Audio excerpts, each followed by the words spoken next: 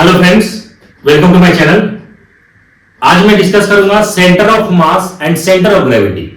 सबसे पहले हम लोग समझते हैं कि सेंटर ऑफ मास क्या होता है, फिर हम लोग समझेंगे सेंटर ऑफ ग्रेविटी क्या होता है, दोनों में डिफरेंस है क्या। सेंटर ऑफ मास जो आइडेंटिफाई करता है if the total mass of the body is assume to be concentrated. अगर हम लोग बात करें कि अगर हमारा ये कोई ऑब्जेक्ट है और इस ऑब्जेक्ट का अगर हमने यहां पे इस पॉइंट पे अगर मैंने रखा है, ठीक है, तो इसके इस साइड का जो वेट होगा और इसके इस तरफ का जो वेट होगा वो दोनों क्या होगा, बराबर होगा। जैसे अगर मैं बात करूं, यहां पे देखिए जो डायग्राम बना हुआ है कि इस पॉइंट पे अगर हम लोग बात करें तो यहां से राइट साइड जो हमारा जो इसका मास है, ठीक है, और यहां से लेफ्ट साइड में जो मास है इसका मास और यहां से इस साइड का जो मास है दोनों क्या है, इक्वल है। तो ये जो हमारा जो कहलाएगा वो क्या कहलाएगा, सेंटर ऑफ मास। ठीक है, क्योंकि हमारा क्या है यहाँ पे बैलेंस्ड है राइट साइड और लेफ्ट साइड में। अगर हम लोग बात करें कि जैसे मान लीजिए कि कोई हमारे पास कोई डिस्क है, गोल है, और यहां से यहां इसका मास, यहां से इसका मास, ये मास और ये मास सारे इक्वल है। इसका जो ये जो मास जो सेंटर पे जो लग रहा है ये हमारा क्या कहलाएगा, सेंटर ऑफ मास कहलाएगा। जैसे मान लीजिए कि हमारे पास कोई एक स्फीयर है, ठीक है, और स्फीयर है तो यहां से जो सेंटर से जो लग रहा है इसका मास हो गया, यहां से इसका मास, ये मास है ना, इसका ये मास और ये सारे क्या है, इक्वल है। ठीक है, किसी भी डायरेक्शन में जो हम लोग जो देख रहे हैं इसका जो मास है वो क्या है, इक्वल है। तो ये कहलाएगा, क्या कहलाएगा, ये कहलाएगा सेंटर ऑफ मास।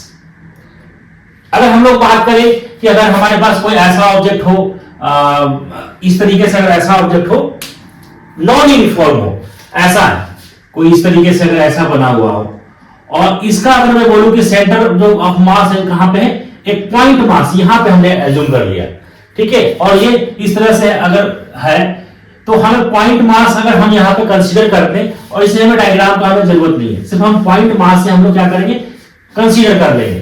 जैसे मान लीजिए कि अगर हमारे पास कोई एक ऐसा कोई ऑब्जेक्ट है, बॉल है, और इसका मास कितना है, 10 kg है, और एक हमारा यहां पे कोई है पॉइंट, हमने मास लिया है और इसका भी वेट कितना है, 10 kg है। तो जब इसका जो वेट, दोनों का वेट हमने कितना ले लिया, 10 kg, तो इसका जो होगा नीचे की तरफ, ठीक है, सेंटर ऑफ ग्रेविटी जो हम लोग लगेगा नीचे, और इसका जो पॉइंट जो मास लिया हुआ इसका भी सेंटर ऑफ ग्रेविटी किधर लगेगा, नीचे लगेगा।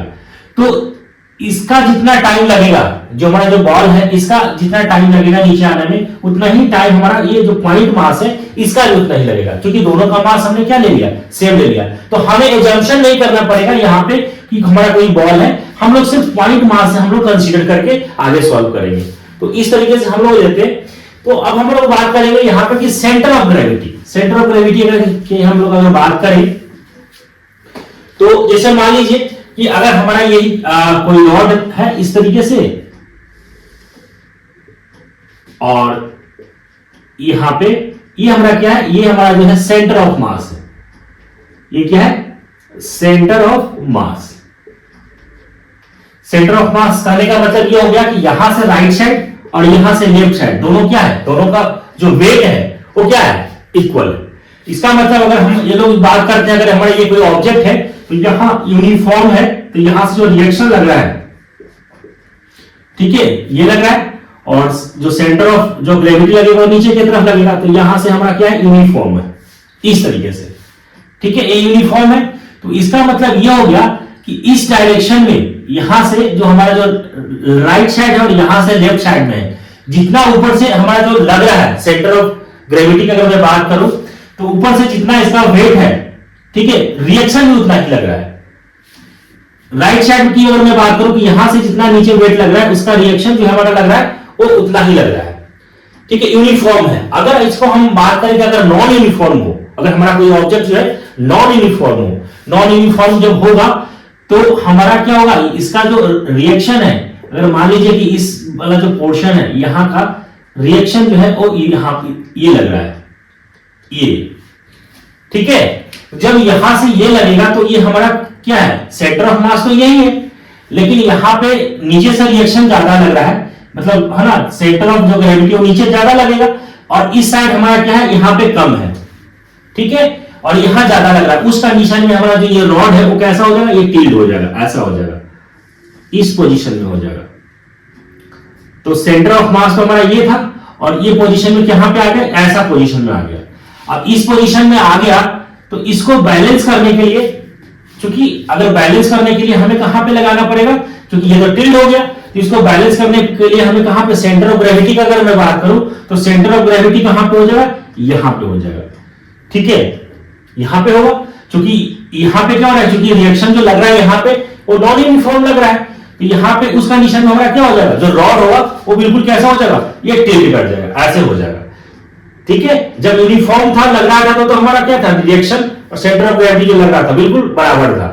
जैसे ही हमारा यहां से रिएक्शन ज्यादा था, यहां से सेंटर ऑफ ग्रेविटी टिल्ट हो गया, टिल्ट हो गया, तो हमारा सेंटर ऑफ ग्रेविटी कहां होगा, सेंटर ऑफ मास यही है, ये हमारा क्या, सेंटर ऑफ मास है, सेंटर ऑफ मास। लेकिन सेंटर ऑफ ग्रेविटी की बात करो तो हमारा कहां पे हो जाएगा, यहां पे हो जाएगा। इसका मतलब यह हो गया कि यहां से यहां जो हमारा जो वेट है और यहां से लेकर के यहां तक का हमारा जो वेट है वो क्या है, दोनों इक्वल है। ठीक है, तो अगर हमारे पास कोई नॉन यूनिफॉर्म ऑब्जेक्ट है तो उस केस में सेंटर ऑफ ग्रेविटी, ये हमारा क्या है, सेंटर ऑफ ग्रेविटी है, इसकी मैं बात कर रहा हूं, सेंटर ऑफ ग्रेविटी, और इसको हम लोग बोल रहे हैं centre of mass. Centre of मास दोनों क्या होगा, अलग अलग होगा, क्योंकि यहां पे देखिए सेंटर ऑफ मास तो यहां पे ही रह गया, ये तो हमारा चेंज नहीं हुआ, ये तो वहां पे ही है। लेकिन ग्रेविटी क्या होगा, सेंटर ऑफ ग्रेविटी कहां पे लगा है, अगर हमारा नॉन यूनिफॉर्म हो गया तो ये इधर यहां आ गया। ठीक है, तब हमारा क्या होगा कि यहां सेंटर ऑफ ग्रेविटी यहां पे क्या हो गया, और यहां पे जो सेंटर ऑफ ग्रेविटी यहां, मतलब यहां अगर देखा जाए तो वेट क्या हो गया, यहां पे वेट जो लग रहा है यहां से यहां तक और यहां से यहां तक जो वेट लग रहा है दोनों इक्वल लग रहा है। यहां पे मास इक्वल नहीं है, क्योंकि यहां इसका मास और इसका मास डिफरेंट है, लेकिन यहां है ना, यहां से इसका मास और यहां से इसका जो मास वो डिफरेंट है यहां पे, है ना। वेट की बात करें तो यहां से ये और यहां से ये दोनों क्या होगा, इक्वल होगा। सेंटर ऑफ ग्रेविटी हमारा क्या करेगा, इस वाले पोजीशन पे कहलाएगा। इसका मतलब हमें क्या समझ में आया कि अगर हमारे पास कोई नॉन यूनिफॉर्म ऑब्जेक्ट है तो सेंटर ऑफ ग्रेविटी और सेंटर ऑफ मास होगा वो चेंज हो जाएगा। अगर हमारे पास यूनिफॉर्म कोई ऑब्जेक्ट है उस केस में सेंटर ऑफ ग्रेविटी और सेंटर ऑफ मास सेम रहेगा। आई होप फ्रेंड्स ये समझ में आ गया होगा कॉन्सेप्ट। समझ में आ गया तो आप चैनल को सब्सक्राइब कर ले, नोटिफिकेशन को ऑन कर ले। Thank you.